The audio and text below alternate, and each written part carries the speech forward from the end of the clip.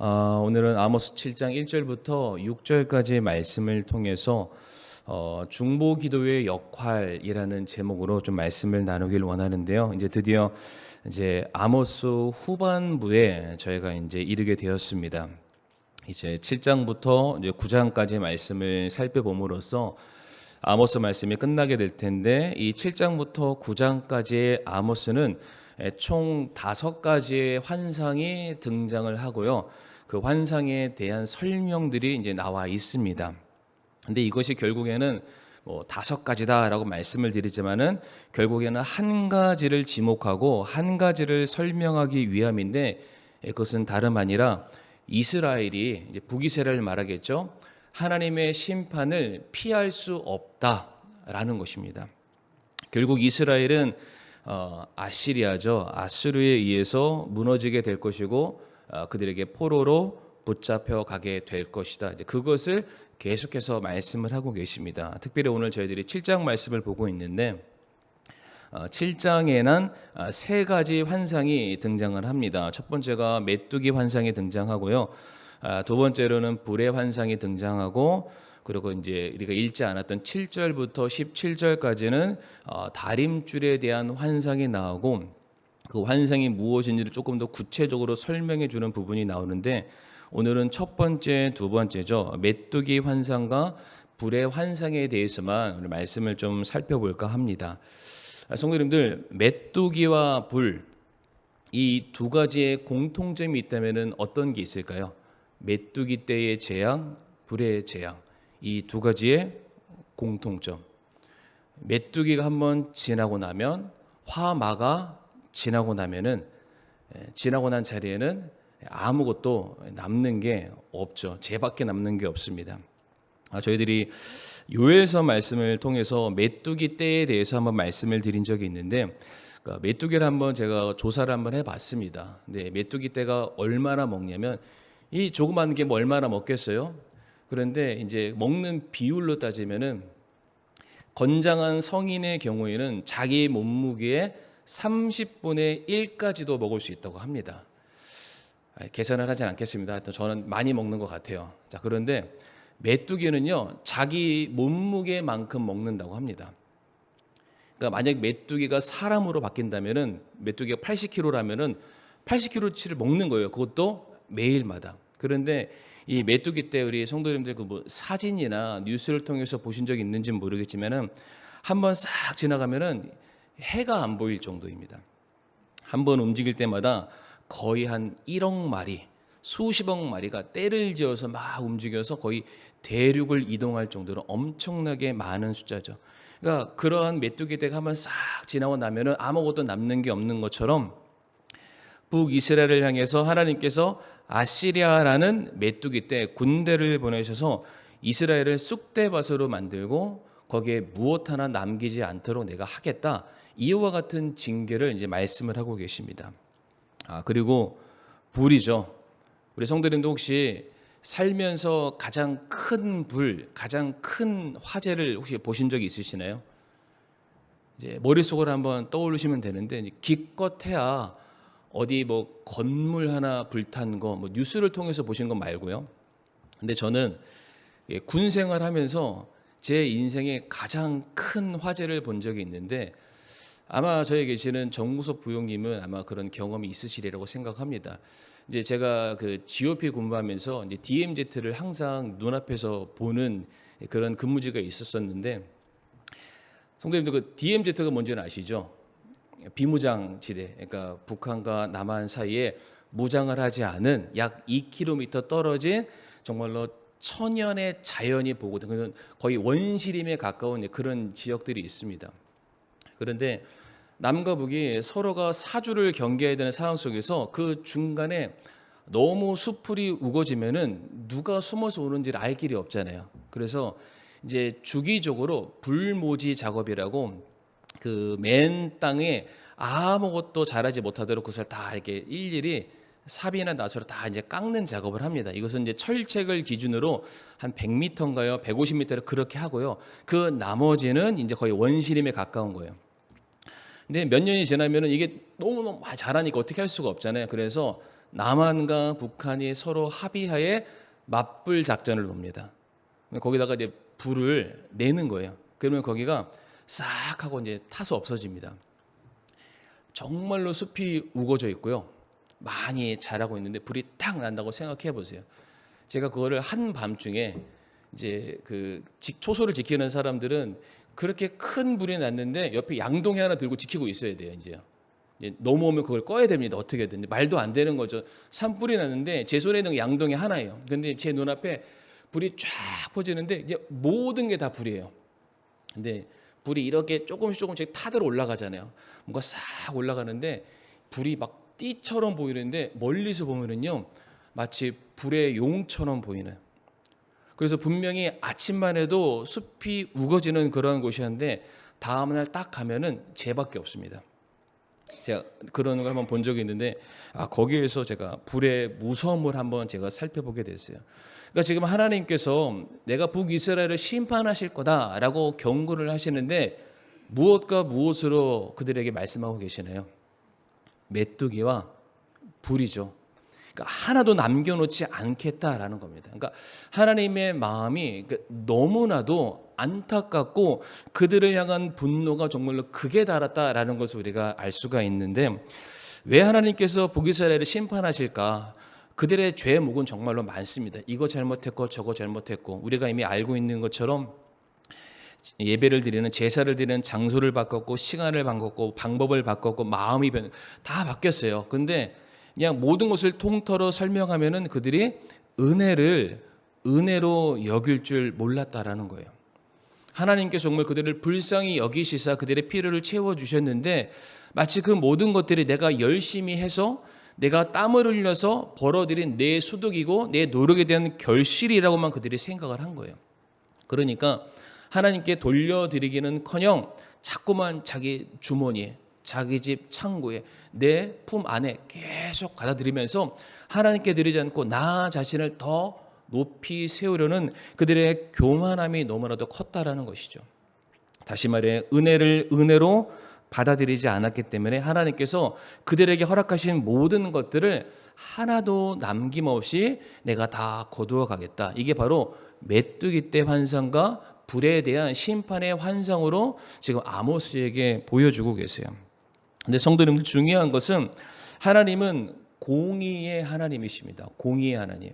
공의의 하나님은 뭘 얘기하냐면 죄에 대해서는 반드시 심판하시는 하나님이시라는 거예요. 결코 죄를 간과하지 않습니다. 심지어 사랑하는 자기의 백성이라 할지라도 그들이 죄를 범하게 되고 그 죄로 말미암아 하나님께 영광을 돌려드리지 않게 되면은 그들에게도 마땅한 심판을 내리십니다. 그래서 이 아모스에서 뭐라고 말하죠? 주의 날을 사모하는 자여 너희에게 화가 있을지어다. 너희에게도 심판이 이를 것이다. 너희가 이스라엘 자손이라는 그 이름 때문에 심판이 그냥 지나가는 것이 아니다. 너희도 범죄했다면 그 죄에 합당한 마땅한 징계를 받게 될 것이다. 하나님은 무조건 덮어놓고 내 편이라고 그들의 죄를 간과하거나 지나치지 않으십니다. 그런데 중요한 건 하나님께서 동일하게 심판하세요. 믿는 자나 믿지 않는 자나 심판하시는데 그 심판의 내용이 조금 다릅니다. 어떻게 다르냐면 악인을 향한 심판, 믿지 않는 자들을 향한 심판은 재앙과 진멸과 죽음이라면은 의인을 향한 심판은요 무엇이냐면은 우리의 유익을 위해서, 우리의 성화를 위해서 저와 성도님들의 거룩함으로 나아가서 합당한 열매를 맺어가도록 우리 안에 있는 더러운 묵은 때를 없애는데 주목하신다라는 거예요. 그러니까 똑같이 무엇인가 죄로 만들어요. 근데 악인들은 그들의 삶 자체가 완전히 제거가 되는 것이고요. 믿는 자들에게는 하나님의 백성으로서 합당하지 않는 것만 없어지게 된다는 겁니다. 히브리서 12장 10절과 11절 말씀 보게 되면 제가 다 읽지는 않을게요. 말씀 한번 보시면은 하나님께서 징계하신대요. 근데 원래 하나님의 징계와 원래 하나님의 심판은 완전히 다 사라져야 되잖아요. 그러나 믿는 자들, 구원받은 백성들, 하나님의 자녀들을 향한 징계는 뭐라고 말씀하시냐면은 마이너스가 아닙니다. 플러스라고 되어 있어요. 징계하셨지만은 우리가 자신의 거룩함에 참여하는 자가 되도록 우리를 징계하시고요. 그 징계를 통해서 우리 안에 속해 있는 세상의 모든 더러운 것들은 다 날아가고요. 우리 안에 의의 화평의 열매만 남기게 하시기 위해서 우리에게 징계하신다라고 말씀하고 계십니다. 그래서 우리가 연단받을 수 있습니다. 징계받을 수 있습니다. 그러나 우리가 그러한 어려움과 시련을 받는다 할지라도 그것이 망가지고 우리들의 삶이 소멸되는 것이 아니라 욥기의 고백처럼 우리가 더욱더 정금처럼 빚어지는 것이죠. 하나님께서 쓰시기에 정말로 합당한 도구로서 빚어지는 것이다. 이것이 하나님께서 사랑하는 자들에게 내리시는 징계와 책망의 목적이라는 것을 우리 성도님들 꼭 기억해 주시기를 바랍니다. 근데 중요한 건 지금 이렇게 하나님께서 이스라엘 백성들을 향해서 지금 이 아모스 7장만이 아니라 이미 1장부터 시작해서 계속해서 하나님의 그 안타까운 마음을 계속해서 지금 표현하고 계십니다. 제발 돌아와라, 정신 차려라, 나를 찾아라, 회복해라 말씀을 막 하시는데 이 이스라엘 백성들이 돌아올 전혀 생각을 하지 않는 거예요. 그러니까 하나님께서 어떻게 하시냐면은 말로 해서 안 되니까 환상을 보여주시는 거예요. 무슨 말일까요? 그러니까 자꾸만 말을 했는데 말귀를 못 알아듣는 거예요. 그런 사람들이 있잖아요. 뭐 갖다가 직접 보여주지 않으면 못 알아먹는 그런 사람들이 있잖아요. 그러니까 하나님의 심정이 뭐였냐면은 내가 그렇게 사람들을 보내서 말을 했고 기록된 말씀과 모든 말씀으로 전해서 너희들에게 설명해주고 있는데 그것을 못 알아먹겠어? 그러면은 내가 정말로 너희들의 눈과 마음에 다시는 잊어버릴 수 없는 분명한 시청각 교보제를 보여줄게. 환상을 아모스를 통해서 보여주시는 거예요. 그러니까 이스라엘 백성들로 하여금 경각심을 갖도록 현재 자신들의 삶에서 빨리 하루빨리 돌이키도록 하나님께서 그들에게 이제 환상을 보여주시게 됩니다. 근데 분명한 것은 왜 하나님께서 그들에게 환상을 보여주셨을까? 중요한 이유가 나와 있는데요. 아모스 3장 7절 말씀 우리 성도님들 한번 읽어보시겠습니까? 아모스 3장 7절 말씀 시작. 대언자들에게 계시하지 아니하고는 아무것도 행하지 아니하느니라. 아멘. 뭐라고 말씀하시죠? 하나님께서는 어떠한 일이 되었든 그것이 설령 은밀한 일이라 할지라도 이것은 반드시 내가 대언자들에게 먼저 보여주고 설명해 주고 난 그 이후에 일을 할 것이다 라고 말씀을 하세요. 근데 성도님들 누구한테 말한다고 되어 있죠? 대언자에게 말한대요. 하필이면 대언자예요. 대언자는 어떠한 사람인가요?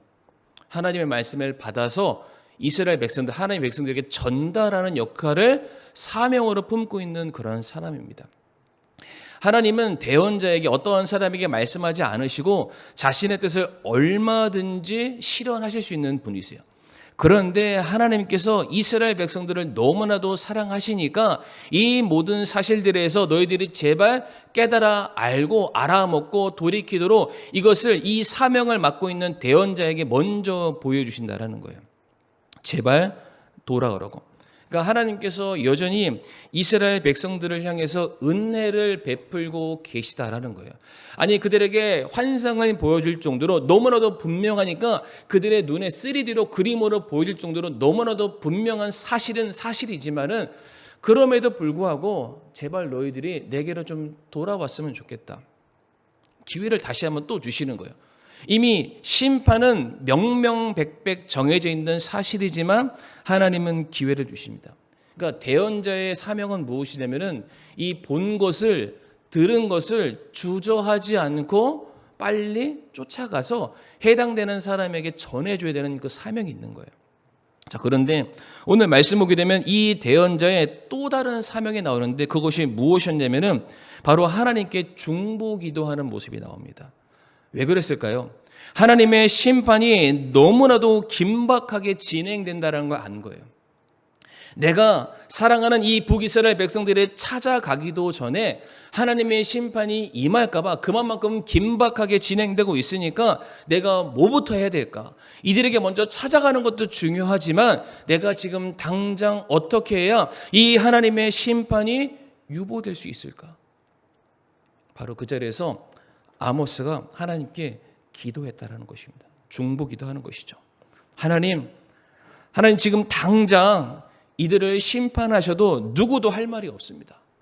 그러나 하나님 인내하시고 오래 참으시고 한 번만 그들을 향해서 긍휼을 베풀어 주시고 그들을 용서해 주시고 그들이 돌아올 수 있는 기회를 한 번만 더 주시기를 바랍니다.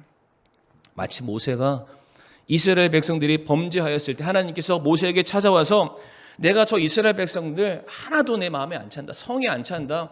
내가 그들을 다 진멸해버리고 모세야 내가 너를 통해서 다시 새로운 민족을 일으켜서 새로운 시작을 하고 싶다라고 말했을 때 모세가 그때 하나님 앞에 무릎 꿇고 간절히 기도하기를 뭐라고 말했나요? 차라리 하나님의 그 생명책에 내 이름이 지워진다 할지라도 하나님 한 번만 그들을 긍휼히 여겨 주셔서 하나님의 심판이 좀 지나갈 수 있게 해주세요라고 간구하지 않았나요? 그러니까 지금 하나님께서는 누구보다 하나님의 마음을 헤아려서 하나님의 심정을 대변해서 기도하는 한 사람을 찾고 계신다라는 것이죠. 그래서 아모스가 오늘 본문 2절 말씀 보게 되면은 어떻게 하나님께 중보 기도하냐면은 굉장히 중요한 원리를 우리가 발견할 수 있는데요. 2절 말씀에 오주 하나님이여 간청하건대 용서하소서 야곱이 미약하오니 그가 누구를 의지하여 일어서리까라고 되어 있습니다. 지금 하나님께서는 이스라엘을 멸망하시겠다라고 말씀을 하셨는데 그 하나님의 정해진 뜻에 정반대가 되는 아모스의 중재와 요구가 등장을 합니다. 하나님 그럼에도 불구하고 이스라엘을 용서해 주시고 하나님의 정해진 심판을 제발 좀 유보해 주세요. 뒤로 좀 밀어주세요. 아니 하나님마저도 이들을 버리신다면 대체 이 이스라엘 백성들이 누구를 의지하고 누구에게 나아가서 누구에게 구원을 받을 수가 있겠습니까? 한 번만 제발 용서해 주세요. 특별히 오늘 말씀 보게 되면은 야곱이 미약하다라고 되어 있죠. 요즘 이 법정에서는 심신미약 하나면은 전부 다 이 감형을 받는다고 합니다. 근데 여기서 동일한 미약을 말하는 게 아니에요. 뭘 얘기하냐면 이 미약이라는 뜻은 작다, 어리다, 사리 분별을 하지 못한다. 무엇이 가치가 있는지를 알지 못한다. 쉽게 말해서 하나님, 이 이스라엘은 그냥 몸집은 크고 뭐 가진 것이 많은 것 같지만 실상 그의 머리와 그의 가슴을 보게 되면은 아직 무지몽매한 갓난아이와 같은 존재들입니다. 이들은요 아무리 말해도 말귀를 못 알아듣는 그런 존재들이고요. 스스로가 무엇을 해야 되는지 어떻게 판단과 결정을 내려야 되는지 그 능력도 없는 그런 무지한 자들입니다. 아니 이제 이들이 막 걸음마를 배워서 하나님 앞에 일어서려 하고 있고 하나님께 나아가려 하고 있는데 하나님이 이들을 심판하신다면 이들이 언제 제대로 하나님을 섬길 수가 있겠습니까? 지금 아모스의 기도는요 이스라엘 편의 선거는 아닙니다. 다만 하나님의 은혜와 하나님의 자비하심과 하나님의 긍휼하심에 지금 호소함으로 하나님께 지금 기도하고 있는 거예요. 하나님이 저들을 무시하시면, 저들을 내어버리시면 하나님 저들이 일어설 수가 없습니다. 하나님이 용서해 주지 않으시면 대체 저들이 어디에서 용서를 받고 어디서 그들의 삶이 새롭게 회복될 수 있겠습니까? 하나님만이 이들을 긍휼히 여겨 주실 수 있습니다. 에스겔서 22장 29절과 30절 말씀을 한번 보도록 하겠습니다. 에스겔서 22장 29절에서 30절 말씀인데요. 우리 성도님 한번 읽어 주시겠습니까? 시작.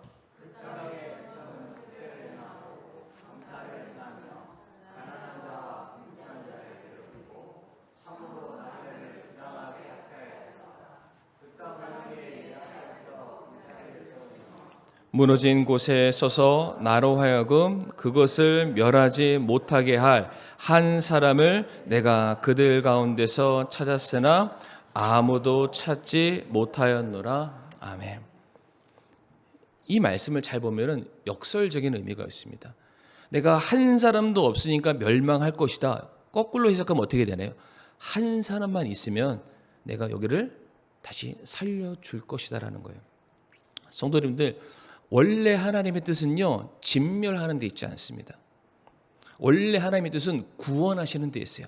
회복시키시는 데 있어요. 그들을 살리시는 데 있습니다. 그러니까 하나님의 그 마음을 헤아려서 은혜를 구하고 긍휼을 구하고 자비를 구할 줄 아는 바로 그 한 사람, 하나님의 마음을 헤아릴 줄 아는 사람, 그 마음을 대신해서 모든 이스라엘 백성들과 하나님께 간구해 줄 수 있는 바로 그 한 사람을 하나님이 찾고 계시는 거예요. 그리고 그 사람을 찾으셨다면 하나님이 그 사람과 함께 동역하기를 원하고 계십니다. 저는 이 시간 우리 사랑하는 성도님들이 하나님의 마음이 합한, 그리고 하나님의 마음을 헤아리는, 그리고 하나님의 은혜를 구함으로 말미암아 우리 성도님들이 속해 있는 가정과 직장과 모든 속해 있는 그 공동체를 정말로 다시금 새롭게 세우시고 살리시고 회복하는 그 일에 놀랍게 쓰임받기를 간절히 바랍니다. 저와 성도님들이 그런 중보 기도의 사람이 되었으면 좋겠어요. 이 찬송가 중에, 이 찬송가에는 없지만 복음성가 중에 혹시 그거 아시나요? 누군가 널 위하여 누군가 기도하네.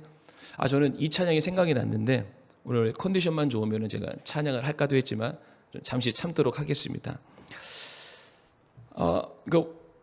누군가는 저와 성도님들이 오늘 이 자리에서 이렇게 우리가 어엿하게 신앙생활 할 수 있도록, 주님 사모하고 섬길 수 있도록 누군가는 우리를 위해서 기도해 준 사람들이 있다라는 거예요. 그러니까 성도님들이 부모님의 은혜와 보살핌을 통해서 이렇게 인간다운 삶을 사는 것처럼 우리 믿음 안에서도 우리의 영적인 부모가 있는 거예요. 그러니까 그분들이 우리를 위해서 기도해 준 거예요. 우리도 북이스라엘 백성들처럼 미약한 자들이었습니다. 무지몽매한 자들이었고 죄가 무엇인지 깨닫지 못하고 의가 무엇인지 몰라서 행할 줄을 모르는 그런 사람들이었어요. 그래서 우리도 항상 하나님의 진노와 하나님의 심판 앞에서 간당간당한 삶을 살았는데 누군가 저와 성도님들을 위해서 기도해 주는 사람들이 있었기 때문에 하나님의 심판이 유보되고 대신에 긍휼과 자비가 우리에게 임했던 거예요. 그래서 이렇게 저희들이 신앙생활하고 있는 것이죠. 그러니까 이와 같은 호의와 은혜를 입었다라는 사실을 우리 성도님들이 부정하실 수가 없다면 이제 우리가 그 역할을 이제 감당할 때가 왔습니다. 우리의 사랑하는 자녀들을 위해서, 우리의 또 가정을 위해서, 우리 옆에 우리가 사랑하는 지체들인 형제 자매들을 위해서, 우리 교회를 위해서, 나라와 민족을 위해서 이제 우리가 하나님의 마음을 헤아리고 우리가 간절하게 기도해야 될 때라고 저는 그렇게 믿습니다. 그렇게 우리가 기도한다면 하나님께서 반드시 성도님들의 그 눈물 어린 기도를 기억하시고 놀랍게 회복해 주시리라고 믿습니다. 자, 그래서 3절 말씀 보게 되면 하나님께서 이 아모스의 기도를 들으시고 뜻을 돌이키신다라고 말씀을 하십니다. 그런데 이게 사실은 돌이키신다라는 게 원래 하나님의 뜻이 이게 180도 뒤집어 엎어졌다라는 뜻이 아닙니다. 그러니까 성경 말씀 보게 되면 하나님의 뜻은 반드시 설이라라고 돼요. 그러니까 하나님의 뜻은 그냥 이루어질 수밖에 없습니다. 근데 여기서 돌이키다라는 게 어떤 뜻이냐면 좀 이해하기 쉽게 말씀드리면 축구로 설명드릴게요. 원래는 레드 카드를 받아서 퇴장당해야 되는데 심판이 한번 딱 눈 감고 레드 카드를 줄 것을 옐로우 카드를 준 거예요. 그러니까 당장 퇴장을 안 당한 겁니다. 그렇다고 이 사람이 잘못 안 한 건가요? 여전히 잘못한 거죠. 실제로 돌이키다라는 말이 히브리어로 나함이라고 있는데 이 나함의 뜻이 무엇이냐면은 한 번 숨을 깊이 들이쉬다라는 뜻입니다. 그러니까 무엇인가 스텝이 계속해서 밟아지고 있는데 잠깐 숨을 쉰 거예요. 한 스텝 쉰 겁니다. 그러니까 하나님께서 돌이키셨다라는 것은 이스라엘 향한 그 심판이 아예 사라진 것이 아니라 지금 심판할 시간을 잠깐 멈추시고 뒤로 연장시키셨다. 그렇게 이해하시면 되겠습니다. 왜 그러냐면 결국에는 이스라엘 백성들이 멸망당하죠. 포로로 붙잡혀 가게 됩니다. 오늘 3절과 4절 말씀 잘 보시게 되면 분명히 3절 말씀에서는 뜻을 돌이키셨다라고 되어 있어요. 아니, 하나님 뜻을 돌이키셨으면 이 이스라엘 백성들이 잘 되어야 되잖아요. 그러나 이어지는 4절 말씀 보게 되면 즉시로 불의 환상에 대한 내용들이 나오는 것을 볼 수가 있죠. 아니, 3절과 4절 사이에 과연 어떠한 시간적인 공백이 있는지는 알 수는 없으나 마치 3절로 내가 안 할게 라고 했는데 마치 그 변덕이 죽 끓듯이 확 뒤집어져서 4절에는 불의 심판을 말씀하시는 거예요. 이것은 하나님이 변덕쟁이라는 것이 아니라 이스라엘 백성들이 또다시 그들의 죄가 관영했기 때문에 하나님의 심판이 이제는 또다시 진행되었다라는 것을 알 수가 있죠. 제가 이것을 설명하기 위해서 열왕기하 15장 18절에서 20절 말씀 간단하게 좀 설명드리길 원하는데요. 본문의 배경이 되는 열왕기하 15장 18절에서 20절까지 말씀 보시게 되면 색깔 친 것만 우리 성도님들 주목해서 보시면 됩니다. 이스라엘로 하여금 죄를 짓게 한 느밧의 아들 여로보암의 죄들에서 평생 동안 그들이 떠나지 않았다. 그러니까 쉽게 표현해서 북이스라엘에 여전히 죄 가운데 있었다라고 말씀을 하는 거예요. 그랬더니 하나님께서 누구를 보내시죠? 아시리아, 메뚜기 떼를 보내시는 거예요. 근데 그 왕이 쳐들어왔을 때 이스라엘에 누가 왕이었냐면은 이스라엘의 16번째 왕이었던 므나헴이라는 왕이 있었는데 그 왕이 아수르의 그 징역으로부터 자기의 나라를 지키기 위해서 아수르 왕에게 은 1000달란트를 주겠다고 제안을 하게 됩니다. 은 1000달란트는 요즘으로 시세를 환산하면은 약 500억 정도 됩니다. 그러니까 굉장히 큰 돈이죠. 돈을 주고 돌려보내는 거예요. 그래서 그것을 받고 돌아가게 됩니다. 그런데 므나헴이 이 돈을 어떻게 해결하냐면은 이스라엘 안에 재산이 많은 사람들에게 각각 은 50세겔씩 강제로 돈을 탈취합니다.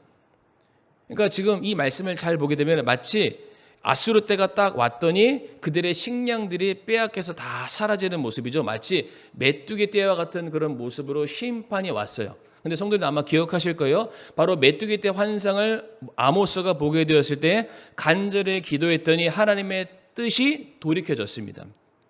이 말씀 잘 보게 되면은 므나헴이 무엇인가 어떤 외교를 잘 해서 아수르 왕이 돌아간 것처럼 보이지만은 실상은 이와 같은 모든 상황 가운데 하나님께서 아모스 대언자의 기도를 들으시고 아수르 왕을 돌려보낸 그런 사건이 되겠습니다.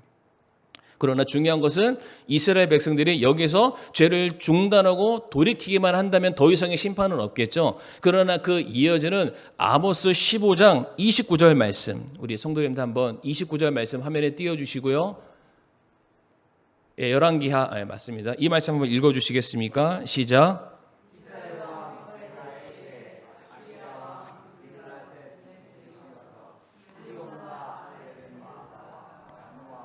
게데스와 하솔과 길로앗과 갈릴리와 납달리 온 땅을 점령하고 그들을 포로로 사로잡아 아시리아로 데리고 가니라. 아멘. 이 바로 앞에 있는 열왕기하 15장 28절 말씀 보게 되면은 아까 봤었던 열왕기하 15장 18절 말씀과 동일하게 이스라엘이 여로보암의 죄에서 떠나지 않았다. 그러니까 또 다시 그들의 죄가 관영하게 되는 것이죠. 하나님의 심판이 임하게 될 조건이 충족이 되었더니 하나님이 또 다시 누구를 보내시냐면은 아시리아를 보내시게 되는 거죠. 근데 이때 아시리아가 왔을 때는 아까랑은 조금 다른 모습이죠. 여기 보게 되면은 그 아시리아 왕 디글랏 빌레셀이 와서 이온과 아벨 벤 마아가와 야노아와 게데스와 하솔과 길르앗과 갈릴리와 납달리 온 땅을 점령했다라고 되어 있습니다. 이렇게 말만 보면 이해가 안 되시니까 지도 하나 보여드리도록 할 텐데요. 지도를 보시게 되면은 북쪽이죠. 아시리아는 북쪽에 있습니다. 진격해서 남쪽으로 내려오는 거예요. 북쪽 북이스라엘 맨 위에 땅에 있던 이온부터 아벨마가 야노아, 게데스, 하솔, 납달리 그리고 갈릴리 계속해서 남쪽으로 진격해 내려오는 거예요. 마치 뭐처럼요? 불이 타고 내려오는 것처럼. 그러니까 지금 이 상황 속에서도 하나님께서 동일하게 아모스에게 보이셨던 심판이 실제로 그들의 삶 속에서 지금 이루어지는 그런 상황입니다. 이렇게 아시리아가 불이 타오는 것처럼 진격해 내려오니까 여기 나와 있는 이스라엘 왕 베가가 다시 한번 아수르 왕에게 무엇인가 제안을 하게 되죠. 그런데 이때에는 이 베가가 이 아시리아 왕과 무엇인가를 해결한 것이 아니라 이 베가의 연약함을 알고 있는 이스라엘의 마지막 왕이었던 호세아가 일어나서 이 베가를 죽이고 그가 그 왕 위로 올라가게 됩니다. 그리고 아시리아에게 얼마간의 돈을 또 줘서 돌려보내게 되는 것이죠. 그러니까 제가 무엇을 말씀드리냐면은 여기서는 뭐 무나임이 잘했다, 호세아가 정치를 잘했다 이런 것이 아니라 아모스의 중보 기도가 있었기 때문이라는 거예요. 아모스라는 깨어있는 한 사람, 하나님의 마음에 호소하는 믿음의 사람의 간구가 있었기 때문에 하나님께서 잠시 심판을 유보시키시고 이스라엘이 돌아올 수 있도록 기회를 주셨던 겁니다. 근데 여기서 제가 우리 성도님들과 함께 나누고 싶은 원리가 하나 있는데, 성도님들 중보 기도를 하면 하나님께서 뜻을 돌이키시죠. 그렇죠? 근데 이 돌이키심이 뭐라고 말씀드렸죠? 없어지는 것이 아니라 유보가 되는 겁니다. 그러니까 중보 기도하는 사람은 여기까지 할 수 있어요. 중보 기도하는 사람은 하나님의 뜻이 당장의 심판이 이르지 않도록 잠깐만 기다려 주세요. 그 긍휼과 자비를 구할 수 있는 것입니다. 근데 그것도 동일한 어떠한 악의 조건이 채워지게 되면 어떻게 돼요? 그 기도의 효력이 멈추고 다시 하나님의 심판이 임하게 된다라는 겁니다. 그러니까 우리가 누군가에게 중보기도 부탁하는 것도 굉장히 중요합니다. 그런데 정작 그 당사자가 회개하지 않고 돌아오지 않고 하나님께 자복하거나 굴복하는 그런 모습이 없다면 하나님의 심판은 여전히 그의 삶에 유효하다라는 거예요. 사실 제가 오늘 설교 제목을 중보기도의 장점과 단점이라고 할 뻔했어요. 근데 그렇게 해서는 너무 중보기도의 그 위력을 너무 깎는 것 같아서 제가 중보기도의 역할이라고 말씀드렸는데, 제가 왜 이제 이런 말씀을 드리냐면 결론인데, 정말 우리 사랑하는 성도님들이 때로는 우리의 자녀를 위해서, 때로는 우리의 남편과 부모와 다른 형제들을 위해서 정말로 이게 간절히 기도하시는 줄 제가 알고 있습니다. 그런데 정말로 우리가 그렇게 기도하면 하나님의 긍휼과 자비가 그 대상을 향해서 흘러 내려가게 되어 있어요. 그런데 성도님들, 그걸로는 끝이 아니라는 겁니다. 그 당사자가 깨달아야 돼요. 그래서 우리의 역할은요, 오늘 아모스의 모습에서 그 원리를 찾기 원하는데, 대언자였지만은 기도하는 사람이었고 말해주는 사람이었습니다. 그러니까 집에서 우리가 묵묵하게 우리의 자녀를 위해서 기도하는 것도, 뭐 남편을 위해서, 아내를 위해서, 부모를 위해서 기도하는 것도 정말로 좋지만, 우리가 때로는 찾아가서 그들에게 말을 해야 될 필요도 있습니다. 하나님의 이 분명한 명확한 뜻과 심판 앞에 너가 정말로 돌이키지 않으면 은혜 가운데 네가 머물지 못한다. 그러니까 그들을 위해서 우리가 눈물로 호소하며 기도하는 것도 너무나도 중요하지만, 우리가 또 동시에 그들에게 찾아가서 대언자 역할을 우리가 감당해야 된다는 것이죠. 그래서 하나님께서 심판을 돌이키시는 것은 딱 두 개밖에 없다고 합니다. 우리가 회개하는 것, 그리고 어떠한 믿음의 사람이 하나님께 그 간절한 마음으로 중보 기도하는 것.